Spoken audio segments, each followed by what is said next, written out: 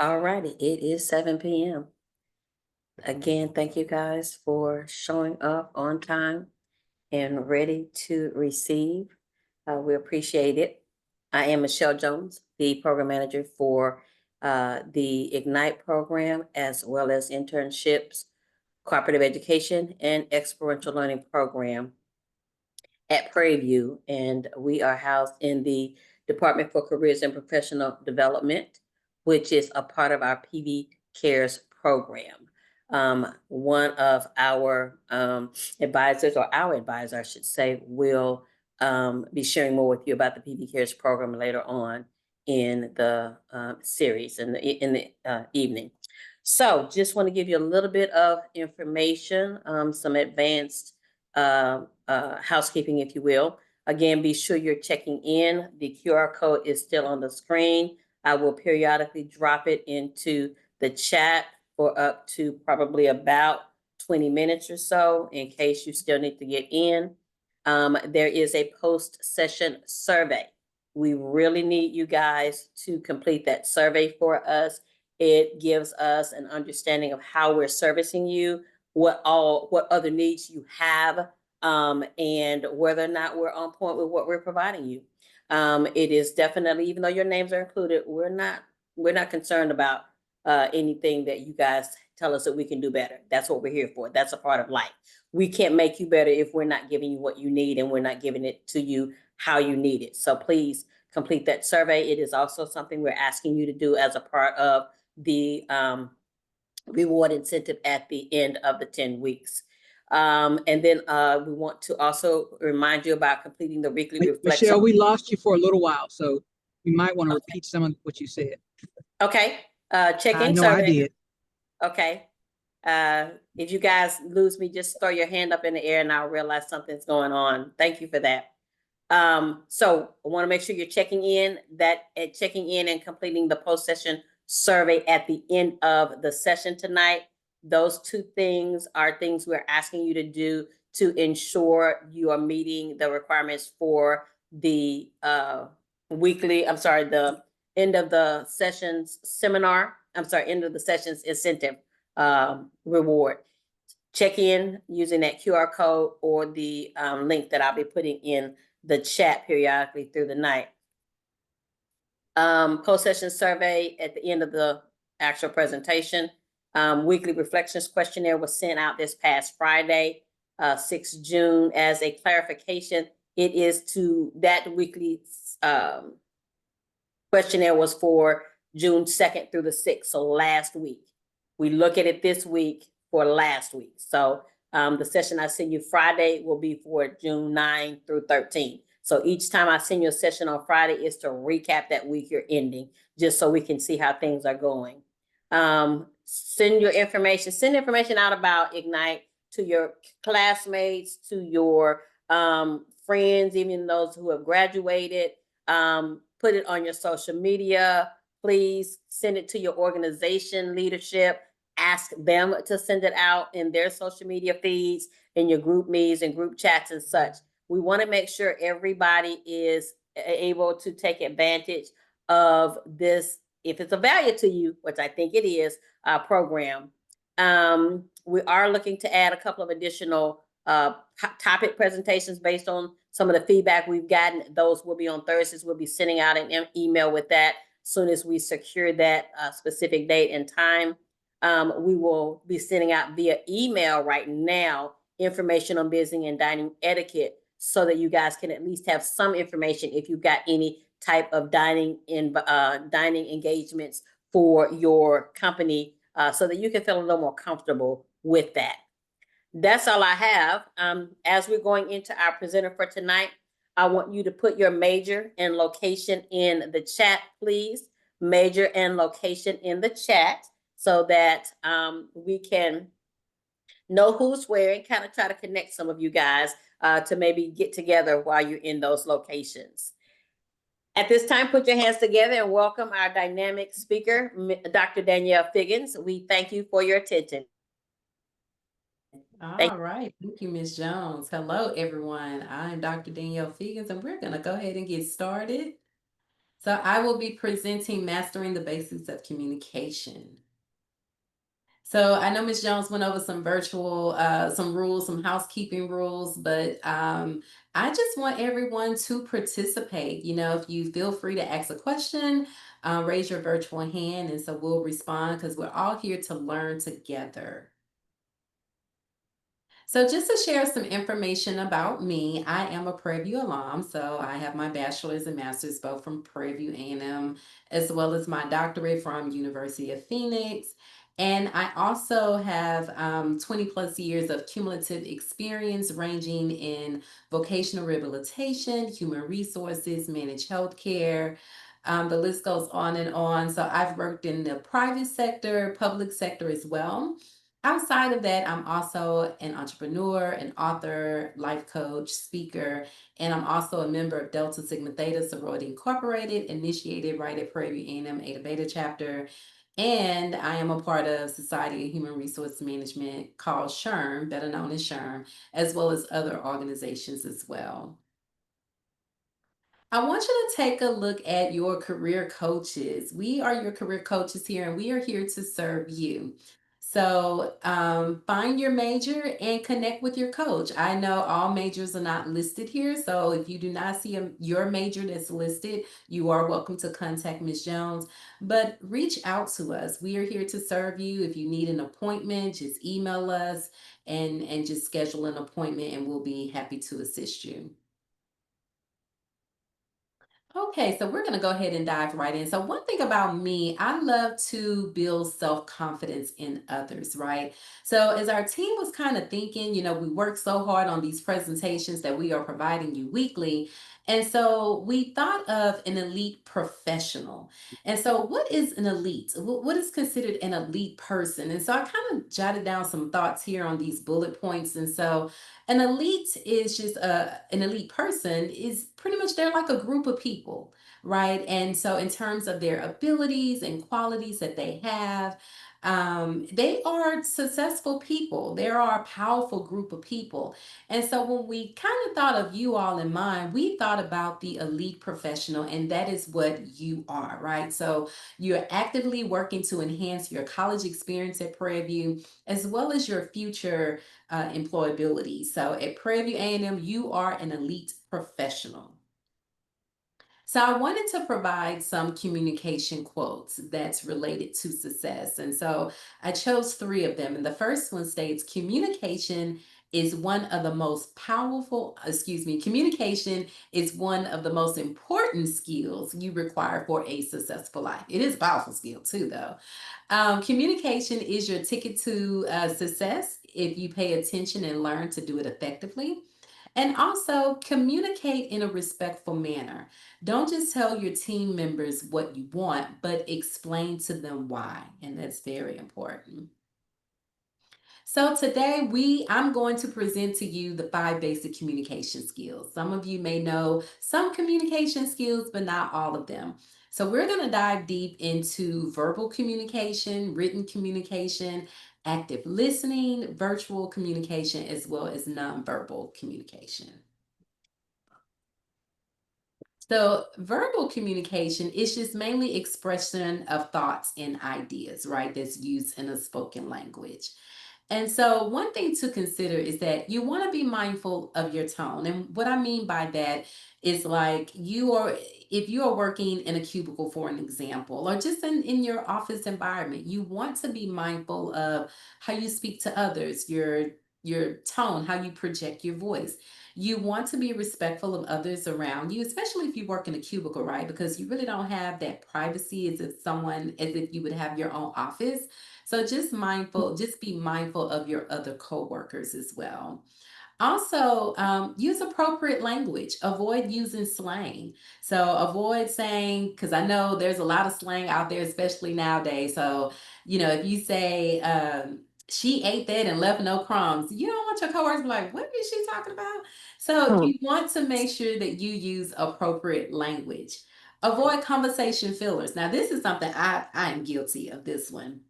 And so conversation fillers are words or sounds that's used in speech or in writing to fill pauses or hesitation, often without adding significant meaning. So, for an example, conversation fillers can be consist of like, and so for an example, I'll use Kourtney Kardashian. They have their reality show right on Hulu. And so there was one particular episode where she stated that the producers had to edit a particular episode that she was on because her favorite word is like. She used it over 200 times. So it was a lot of editing that they had to do for that particular episode. So just saying all that to say that's her conversation filler, the word like.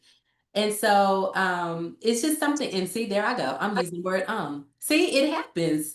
So just try to limit that. I can't say avoid it. I know I have it avoided on here, but I can't tell you guys that if I'm not doing it. And it's just something that we naturally do. But just try to limit that. Just try practicing that. Moving on, professional speaking and personal speaking. So your professional speaking, of course, is formal, right? In that professional setting, and your personal speaking is how you speak around your family and friends. So, active listening, I want you all to take a look at these pictures here, and I want you all to describe to me what you see. So, if there are any volunteers that would, you could take yourself off of mute and just kind of describe to me what do you see with the picture on the left versus the picture on the right? Do we have I any can volunteers? see, I'm sorry. Go ahead. I was gonna say I can see on the left side, people are distracted, versus on the right side, people are more engaging, more active listening. Okay. All right. Thank you. Anyone else? On the left side, they're just, oh, I'm sorry.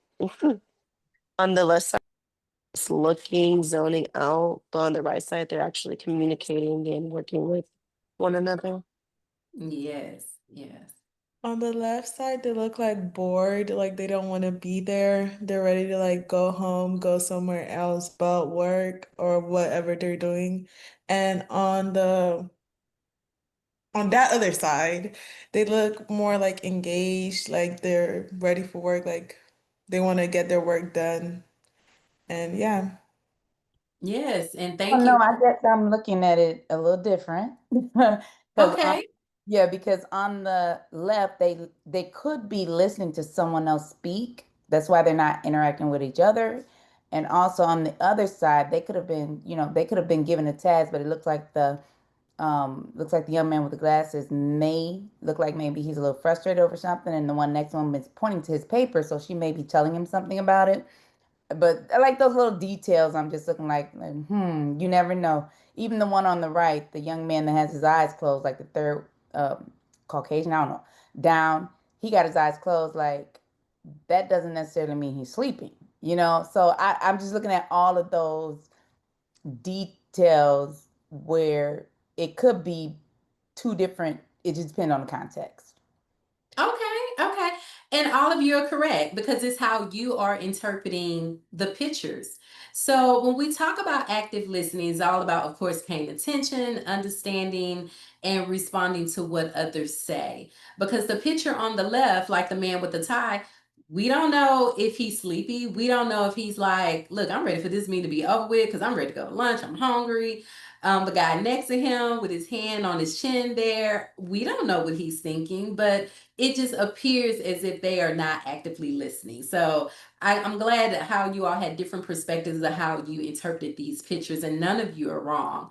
So when we talk about active listening, you want to make sure that you are interpreting someone's tone, right? So when someone talks to you, how are their tone when they speak to you, and vice versa. When you speak to your coworkers in the workplace, you want to be mindful of your tone at all times because, like they say, it's not what you say, but it's how you say it. So that's extremely important. Also, if you tend to interject while someone is talking, it's okay to say, "Excuse me," or "My apologies. I didn't mean to interject," because you want to be mindful. You don't want to come across as rude.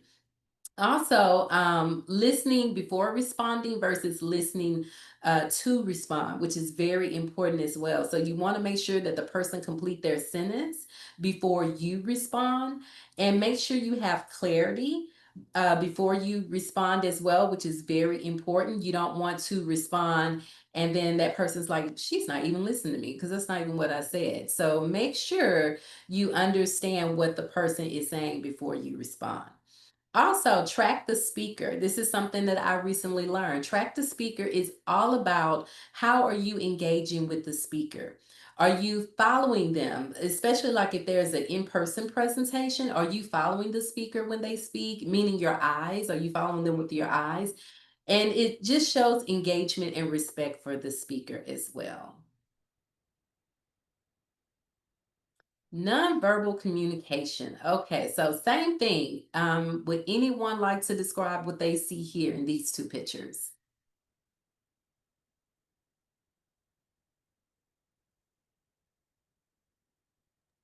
The picture on the right, on the left, the lady looks like mad at the dude, like he didn't do something right, like he messed up on like an assignment or something. She looks frustrated. And on the left, everybody just looks like calm, like they're doing their work and just focused. Okay, thank you. Anyone else? For the person on the left, it also to me could look like maybe something happened with the system, or maybe a customer did something and she's complaining about what's on the clipboard to him. And then on the right, I kind of agree. They kind of do look calm, or just in a setting to where they just kind of have a lull in the pace of their day. Okay. And thank you both for sharing. Yes, that's, nonverbal communication is very important. So look, that picture on the left, does it look like she's giving him his kudos for the day? Like, hey, you did a great job. Doesn't look like that to me. So it looks like she's yelling. And I like how you guys are really interpreting, you kind of creating a story about it, because you said, looks as if the report was wrong or he didn't have great customer service. And so I like how you're bringing a story around it, because that's how we interpret things, right? And so it's very important with our body language and our facial expression, especially when someone is presenting. Think about when you have to present in front of your colleagues, right? You're looking at all different type of facial expressions, right? And the thing is, a lot of people don't even know some of their facial expressions. You may have someone that's deep in thought. You may have someone that's thinking about something else and a little frustrated. And so they're giving this little mean look and you're presenting, you're like, why are they looking, why is this mean look towards me? But they're thinking about something else because they're not aware of their facial expression. So, saying all this to say, be mindful of your body language and your facial expression as well. Okay, so written communication. It is all about, of course, expressing those ideas in writing. So be mindful of your tone in emails and on your in Teams or Zoom, during the chat or what have you. Be mindful of your tone. You don't want to come across rude or anything like that, especially when you may receive an email that you may feel a little disappointed after receiving the email, or if there's an email that made you upset. Please do not respond right away. Please do not go into email war. I call it email war, right? That's like when you're upset and you're like, I'm just going to let them have it on here. You don't want to do that, because once you send that email, it is documented, it is sent. You can't take it back. So, if, for an example, you may receive an email that upsets you, you want to step away, take a break, take a breather, and just calm yourself down. And so when you're ready to return to your cubicle, your workstation, what have you, just kind of respond. Don't send the email though, but like respond on a Word document. And then just proofread it. Make sure it's correct, grammatically correct before sending it. Because once it's sent, it's sent. And so that's just a situation that you won't be able to take back. So be mindful of that as well. And also think about this. Think about like in the social media world, right? Like, yes, I'm on the Shade Room and Neighborhood Talk and all that good stuff. But what I'm saying is think about how celebrities, especially the Shade Room, they do it all the time. You know, when there's a celebrity that posted something that was considered inappropriate, they call it post and delete, right? Because the celebrity posted it and the Shade Room caught it and then they deleted it, but they like, no, we caught it, so we're gonna, call you out on it. So you want to make sure that when you send that email, that tone is everything in the email. And so just be mindful of that. Avoid using acronyms in an email in a written document, whether it's a report or what have you. So you don't want to use like WYD, AF. I hope you're not using AF or either WTH. So just be mindful of those acronyms used. And also with email etiquette, you want to make sure that your work email is for the use of the organization. It is not for your personal use. So if you need to email someone on your personal email, do that on your personal device when you are taking a break or when you are at lunch. You know, you don't want to get caught around where every time your manager is passing your cubicle, you're always on your phone, because that's not a good sign. So be mindful of that. Also, there is a thing called cybersecurity. I'm sure you've all heard of that. So the organization has these systems in place to protect, um, just to protect their company, because they're hackers all the time. So I just want you to be so mindful of that. Also, as you are composing your email, always start off with a greeting, good morning, good afternoon, or hello. And then when you're closing the email, sincerely, warm regards, kind regards, be mindful of that too. And proofread your email, as I stated earlier, and avoid using all caps. There may be some writers out there, but when you write using all caps, meaning as if you are yelling or your tone is aggressive. And so a lot of people may not be aware of that, but when you are composing these emails or even in the chat, same thing, avoid using all caps. Visual aids, so visual communication, sorry. So when we think of visual communication, it's really about how you are conveying your message in a presentation or a PowerPoint. So just like tonight, what I'm doing with you all, I'm providing this presentation. I want to make sure that the message is being conveyed correctly. So that's why I have pictures on here. And that's why I have all this information that I'm sharing with you all, because it enhances engagement and understanding. So I'm going to talk about the 7 C's of communication. And this is in regards to whether it's a verbal communication or a written communication. You want to make sure that the message is clear, and you want to be clear about the goal and the purpose of your message. Also, make sure that it is concise. Keep it to the point. Keep your message short and simple. Also, concrete. Be clear, not fuzzy. You don't want fluff. You want to make sure that you provide the detail, but not too much detail. Also, make sure that it is correct. Make sure your message is accurate and grammatically correct. Coherence is the next one.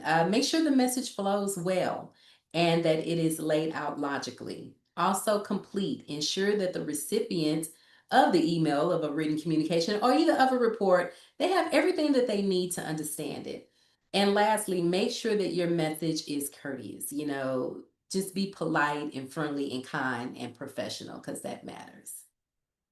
Okay, my mouse is going a little too fast. All right, here we go.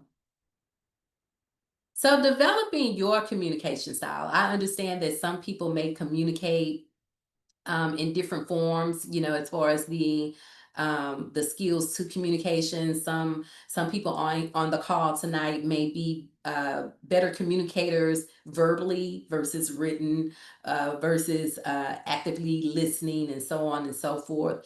And so, how do you develop your communication style? So, this is what I will offer. Just be confident. As I stated earlier, you are the elite professional, right? I'm here to build that self confidence in you. So when you're speaking, whether it's in a presentation or whether you're just talking to coworkers or your manager, just be confident, maintain that eye contact, always check for the understanding. And also, be mindful of emotional intelligence. I know that word is kind of going around, especially on our call last week that we had the presentation. But emotional intelligence is all about recognizing and managing your own emotions as well as others to improve how you interact with people. So, the skills to have in order to have emotional intelligence, it includes self-awareness, self-regulation, empathy, and social skills that can contribute to developing relationships and problem solving. So, some examples of emotional intelligence can include being an active listener, right? Where you are actively listening to the speaker without interrupting them or judging them. Another example could be empathy, having empathy for someone, understanding and sharing the feelings of another person, even when you may disagree with their perspective. So, this involves putting yourself in their shoes to see things from their viewpoint. And so possessing emotional intelligence, it enhances your communication style. Also, authenticity, right? Just being authentic, you're setting the tone. You are making sure that it's important that your voice is heard. Remember that your coworkers, they're always watching you. They are always watching you. I'm gonna say it again. Your coworkers, your managers are always watching you. So you want to be on your best behavior. Because again, this is your internship. Some of you is your internship. Even if you haven't started yet, I just want you to keep that in mind because professionalism is everything. Also, be self aware, identifying your unique traits when communicating with others and just speaking with confidence. Being adaptable, meaning being flexible, knowing how to adjust your communication style. And what I mean when I say that is like, um, just deciding whether you want to send an email to someone versus if you want to convey the message in person verbally. And also just be genuine. Just incorporate kindness in your message because that's important. Also, what are the benefits of communication skills? There are a lot of benefits there. So, the first one is trust and loyalty. It will increase the trust and loyalty with the team as well as the organization. It will also enhance productivity. So, with clear instructions and communication, productivity can increase knowing that you can move forward with your task and your projects. It also reduced conflict and it improved conflict resolution. So communication prevents those misunderstandings and it does reduce the conflict. It also provides future opportunity for you. Your professional and personal life depends on how great of a communicator you are. So remember, no one wants to be around anyone that's a miscommunicator. You don't want to be around someone that's always providing misinformation and disinformation, especially disinformation. So being a great communicator, that's a great skill set to have because people gravitate to that, especially people who know how to articulate well. So being a great communicator, it can increase opportunities for you in the near future in your professional journey. And so, as I close, I like to provide a coaching question. So, as career coaches, we will do that. And it's just, something for you to think about. So, you can take a picture on your phone with this question. You don't have to answer it tonight. It's just something that I want you to reflect on. So, the question is how can you adapt your communication style to effectively engage with professionals in your internship while maintaining authenticity and confidence?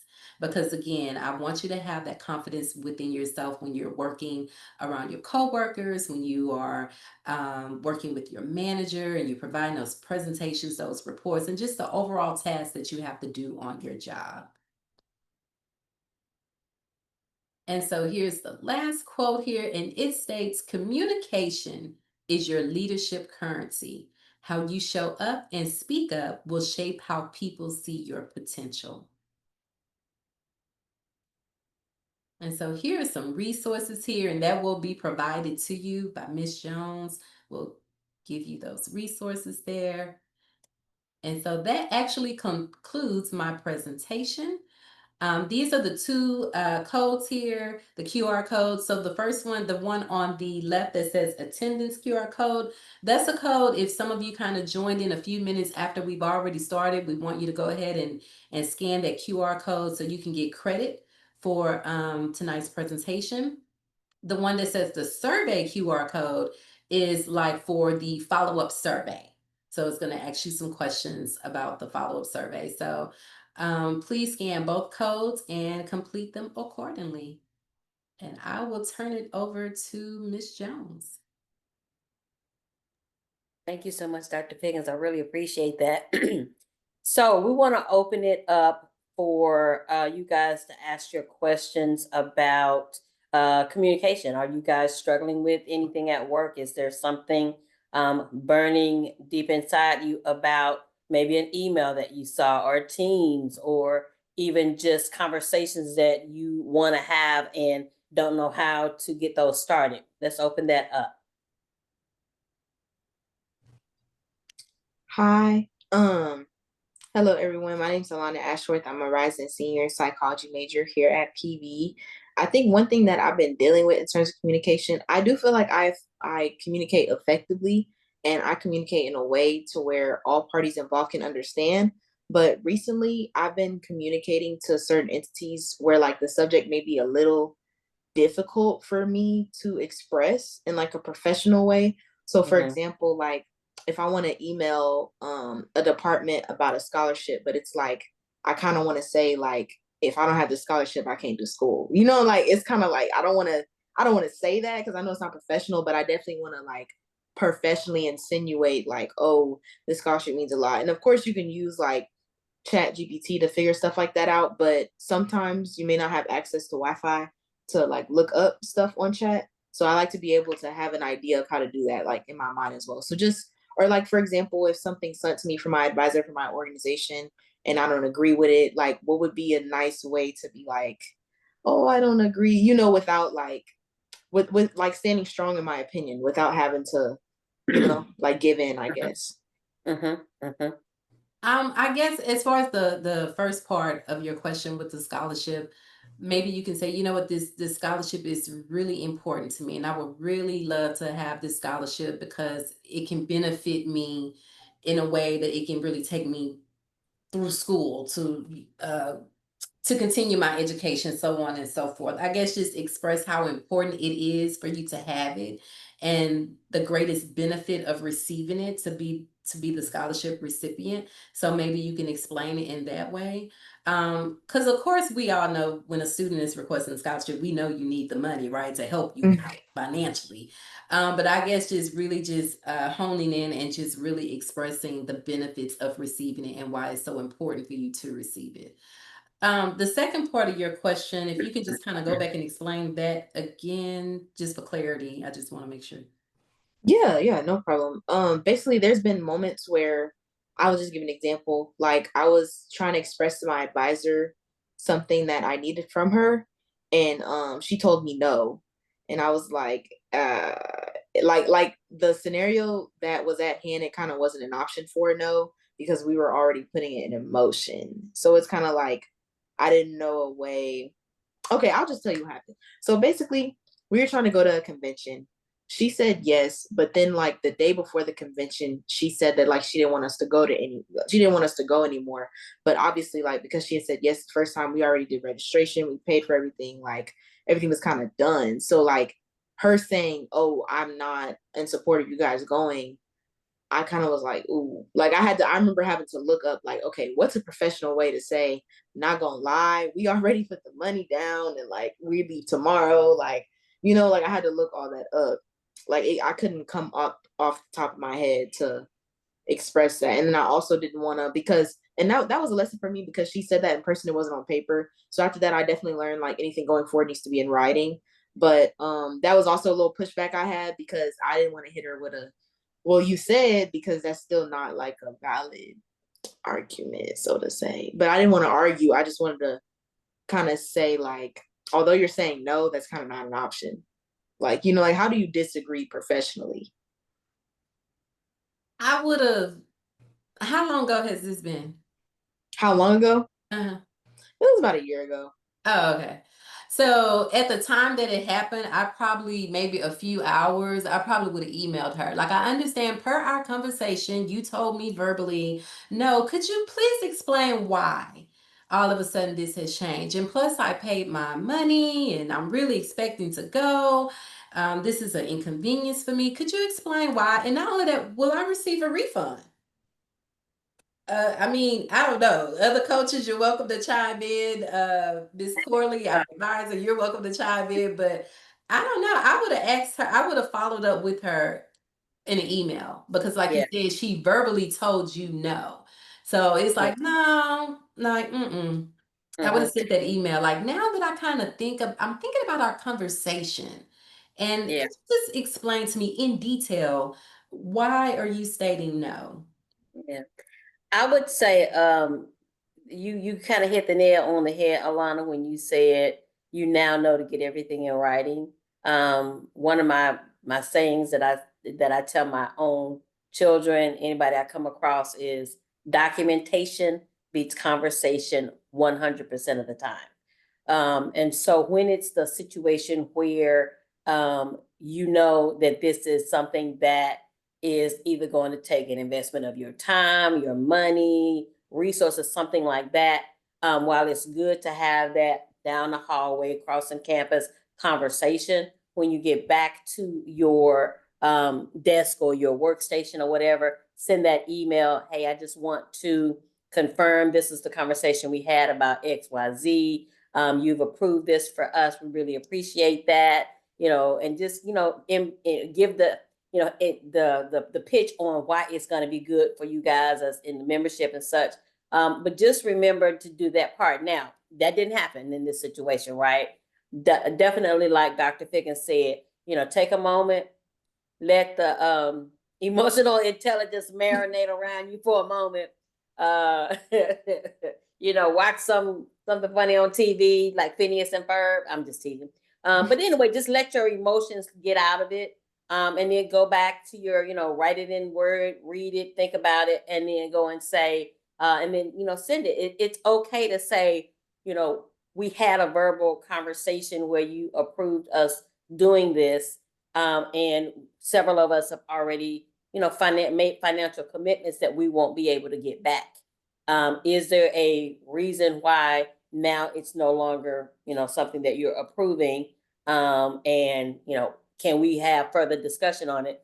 Because as I said, we've made this, commitment already financially.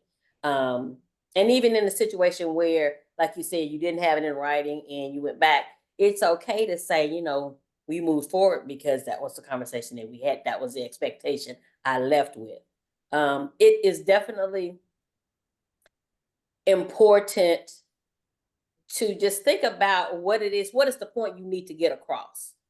And how would you like to receive the information yourself? So do you want somebody to come at you in a defensive or an attacking mode?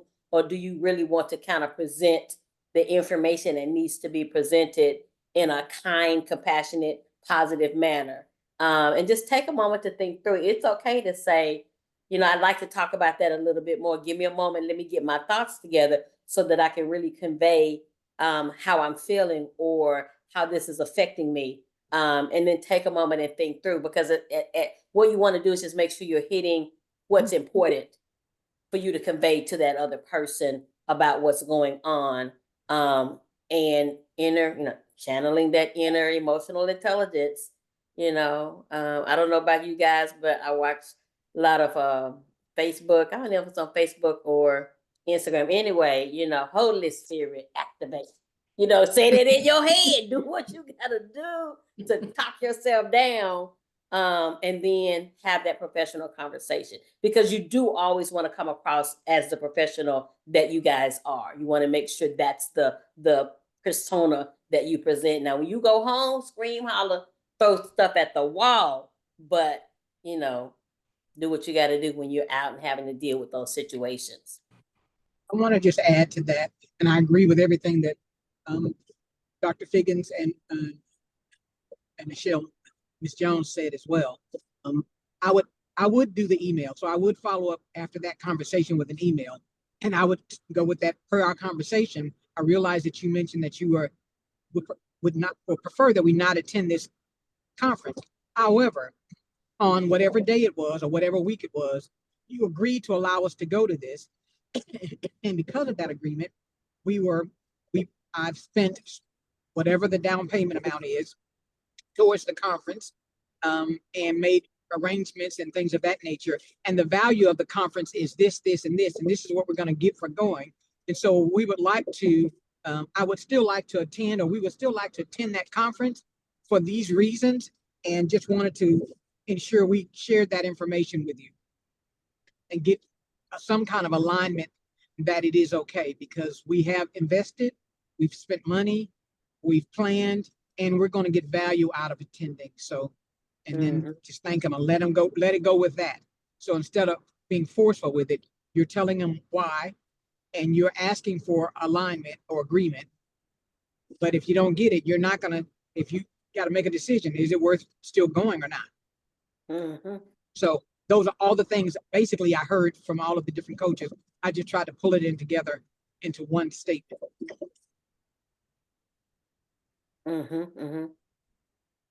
Did that answer that for you, Alana? Most definitely. Thank you so much. Yes. And it'll come to you in time, you know. The biggest thing is always think and reflect. I think Dr. Figgins said in part of the presentation, don't listen to respond, but listen to hear and allow what's being said to resonate with you. Don't look at it as, you know, even if you know the person is attacking you in this conversation, don't take it that way, so that you can respond in a calm and professional manner. You know, that's always good. And I agree, it does take practice, because honestly, you know, when I started in my professional career, fresh out of college, you know, you will be challenged, unfortunately, you know, because you all are young, and some people think, oh, they're naive, they don't know. And so it does take practice. You know, I've made some mistakes. So when I talk about email war, that was me. Somebody sent something, I'm like, oh no, they didn't. And that was me, you know, because I felt like they were attacking me, because they were attacking me. But of course, now that I know better now, you know, I take a break and I just collect my thoughts. And you know, as you get older, a lot of stuff that people do, you're not gonna allow that to bother you. You're not gonna take it personal. So it takes practice over time. So that's why we're giving you all these tips and tools now. You know, we don't want you to make some of those mistakes that we made. And some mistakes may still come. It's okay. Take it as a learning experience. But it is, you have to get everything in writing. So I really hate that was an unfortunate situation for you. But you know, moving forward. I want to just add one more thing. Go ahead. I just wanted to add one more thing about, I know this was an internal preview issue, sounds like, but when you're in the workplace, you're going to have those same types of things happen. And so it might not be about going to a conference, but you'll have a disagreement or whatever the case may be. Do remember that how we communicate is perceived differently than other people, and they may get the benefit of the doubt that we don't always get. So you got to take that. So someone else may have went off and nothing happened to them.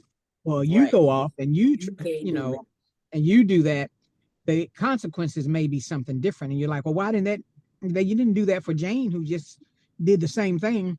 It is not always the same, and it's not always fair. And we just want you to be mindful that you can't get away with something that somebody else can. So just don't try to get away with it. Just do what's right. And then I see you, I'll call you in just a second, but I was also going to say that it especially in the workplace, we don't know the situation. We know what we saw, but then there are conversations that person may have had with the other person involved that we're not privy to. It's not our business, just like we wouldn't want them to know what happened if there was a situation we were in. And so, you know, again, while we can assume, and it will probably be correct, that a difference was done based on who they were, what the color of their skin was, or who they knew in the company, whatever the case may be. you can only act on Alana. That's it. And you want, if you got to attend our session last week about professionalism and presence, you want to make sure, as Ms. Corley eloquently put it, that your brand is speaking for you. You can't tell people that you're a professional and you are, you handle things well and you take feedback well and you're not argumentative.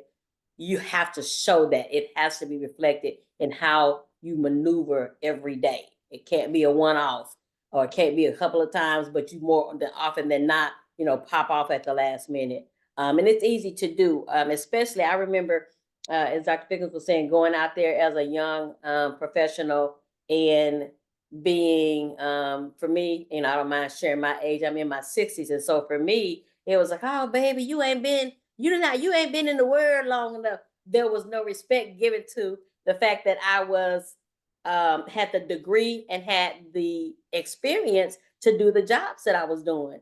And so again, you have to walk away from that as well and just show them, I don't have to, I'm not getting ready to try to sell myself to you. I'm just going to go, I appreciate that thought, ma'am. I appreciate that thought, sir. Thank you so much. You have any other, feedback you can give me? I just want to do the best that I can do. Then I'm going to knock it out the park. Boom. Don't play with me. I got this, right? I'm not getting ready to, battle it out about, I know what I'm doing and don't come to it. No, I'm just going to show. So let that work speak for you. Okay, Kwa? Oh no, I didn't have a question. I think somebody else did though. Oh, okay. I'm sorry. Who was next? That's Miss Creighton. Matthew or Miss Creighton? Yes, ma'am. So I work at Amazon corporate. I was gonna go back to the 7 C's of communication. When writing an email or like responding to an email, because of course, I work with a lot of my Amazonians and stuff.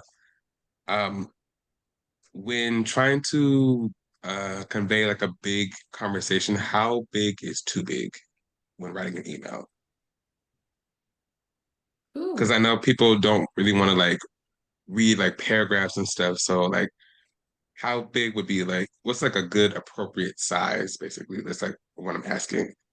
It just depends on the context. Like, are they asking you to, is there some information that they're asking you to report via email, or is it just something that you can just go up to the person and just kind of speak with them? It's kind of like a mix of both, really. Okay. So So it's all can about I, choosing the best approach. can I add something to that? Mhm. So when I think about an email, you're right. Everybody doesn't want to read, a 5-page email. So I usually, if it's got to be more than 1 page, then I put it in a document. But if I can get it in a 1-pager, a Word 1-pager, then I can use that in an email. However, in my email, I still want to have it concise. So I use bullets, numbering, so I can group things together to make it easier to see. So you can draw your eyes to things. I bold the titles and the sections so that it's easy for the person to get the information that I'm trying to give them. So I use that. And I break it into lots of smaller sections so that you can group things so that people can actually receive the information. I use charts a lot. So if I'm giving you data, I'm not going to just give you a bunch of data. I'm going to put that in a graph, a chart, or something to make it easier for the person to receive that information. So just think about, how would this information be? What's the easiest way for someone to receive this information is what I would ask you to look at. And what looks good to you. If you had, 5 or 6 paragraphs, just sentence after sentence of content, then, is that easy? Or would it be easier to bullet some of those things? So just think about it from that perspective. Think of yourself as the reader. Thank you. Anybody else? And we can also, if you got questions that may not be on the topic, but there's something that happened at work that you would like to get some clarity on, we can either talk about it here, or if you need a breakout session with one of the coaches that we have in the room or our advisor, we can take you over to a breakout if you needed something specific addressed. I do have And some. I'm sorry, and you also have access to your career coaches. They are working all summer, so you can actually set up time with a career coach at any point in time and get some one-on-one coaching with from them. I Go do ahead. have one question. So, at my workplace, my job, it involves of sending a lot of emails, maybe like 10 emails per day. So recently I got into something like I have to ask a mentor to help me to do the work, right? And I send him for one business day, but he doesn't reply. So the next day I put his boss into the BCC line and remind him again that I need to be mentored. So immediately after that, my mentor replied to my email. So is that a professional way to do that, or do you have any recommendation? I would not normally BCC someone's boss on an email, because that person could go right back and say, such a person copied me on that email, and what's going on. And then they know you did it, so then you could create some animosity. Right. However, if I was going to send it and I wanted to get some more information, if I'm not willing to just copy that person on it, and I would respond back and I would say, I've been waiting on a response, and I need that information, and I'll just, if I don't hear from you by whatever time, then I'll ask John Doe, whoever the manager is, if he can provide me some assistance. You can do that. That gives them an opportunity to reach out to you and give you what you need. And then if you go to that person, you will have told them that that's something that you were going to do. But it's isn't it when you do that, you put a pressure on that person? You are, but you put pressure on them if you blind copy their boss too. So either way, you put pressure on them because you put blind pressure. Yeah. You blind copy the That- boss.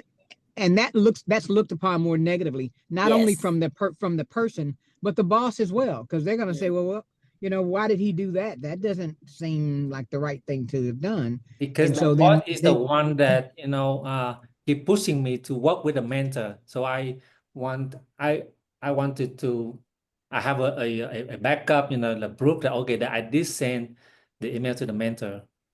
And so I'm not saying you could not reach out to the boss and add him to that email after you didn't get the response. I'm saying let that person know that this is important for, and it needs to be done in a timely manner. So if I don't hear from you by this day, I'm going to reach out to the boss's boss or the mentor's boss to see if there's maybe another person that can assist you. So you're letting him know that you've got to move forward, even if it's not with him. Right. And it's also about how you phrase what you're saying. You sent the email initially to the mentor, no response.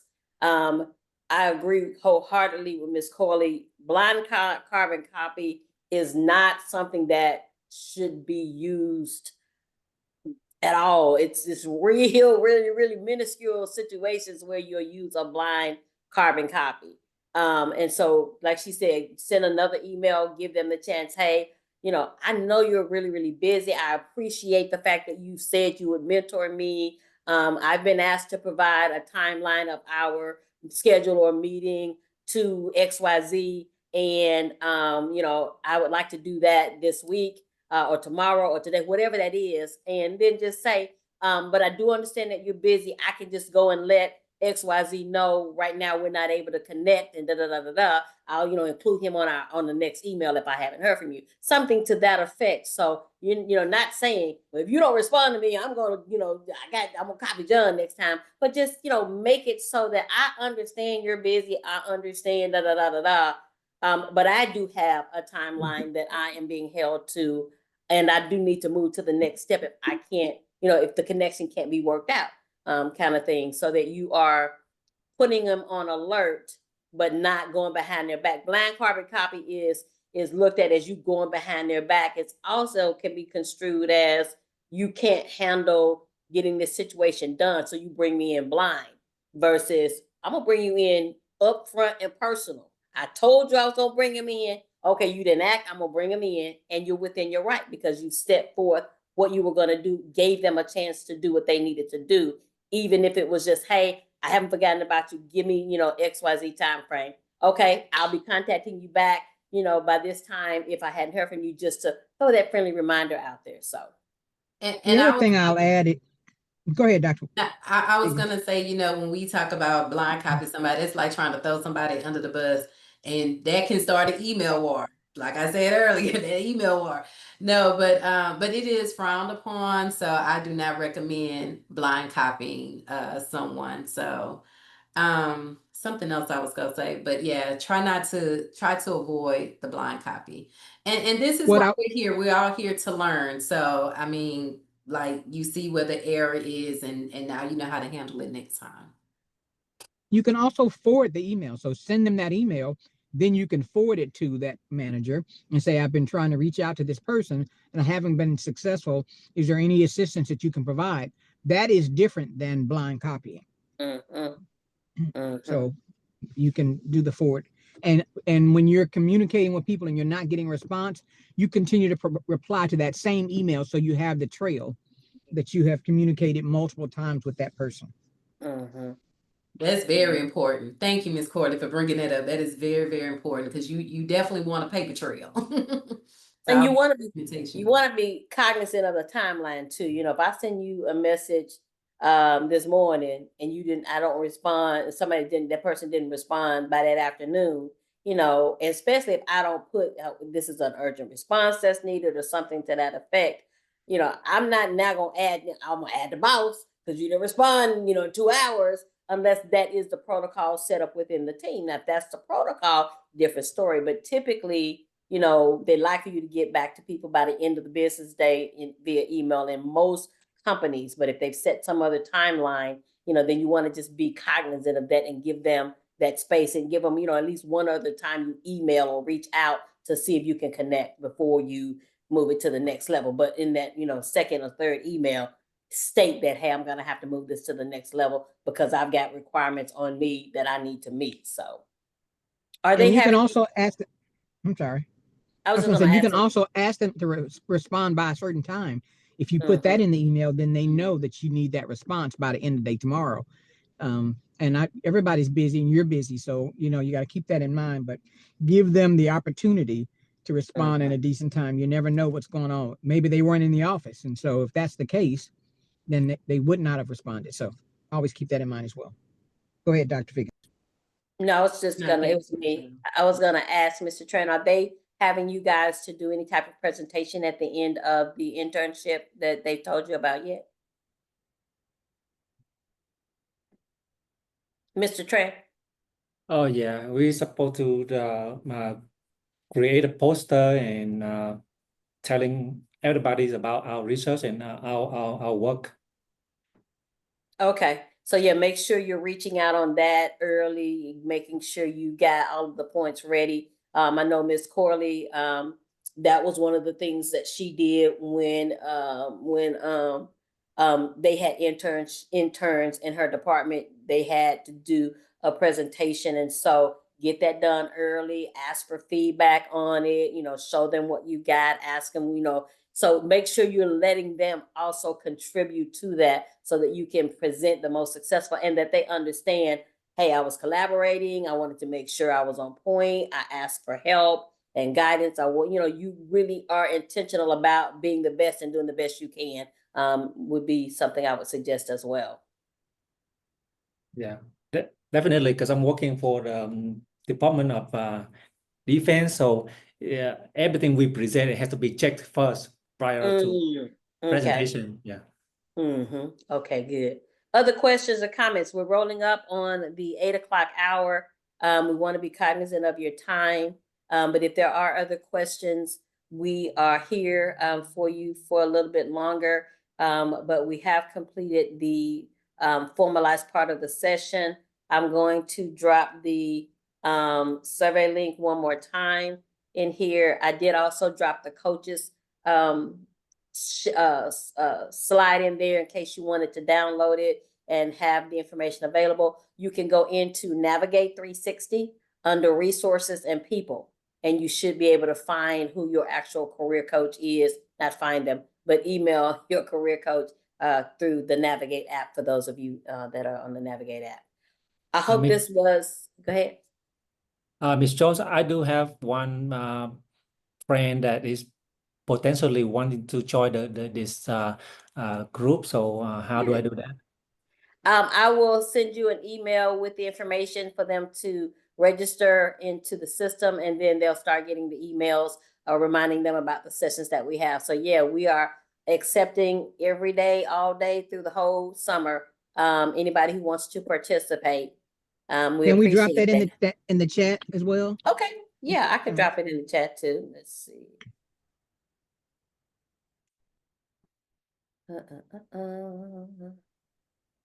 Any other questions in the meantime before we drop off? Thank you all for answering my question. You know, see, I learn something new every day, and this is exactly why I signed up for this. Well, we Yeah. appreciate that. Yes, we hope this is a benefit to you all. We worked really, really hard on this and making sure that we're providing the right information so you all can succeed in your internships and just succeed, you know, when you're ready to go into your internship for those who don't currently have one. As And well that's as new hires. And so we want to make sure we're interns and new hires. So it doesn't have to, if you've graduated, if you've got friends that have graduated, you can send it to them as well. And that's what we also want you to do the survey so that you can give us the feedback. You know, what else do you need? What's going on that you know you could do with some help, or what other topics are important to you when it comes to your professional development. So, well, all righty. Thank you guys. We appreciate you and have a great evening. Thank you, guys. you. Good night. Thank you so much. Thank you. Bye Thank bye. you. Bye-bye. Yeah.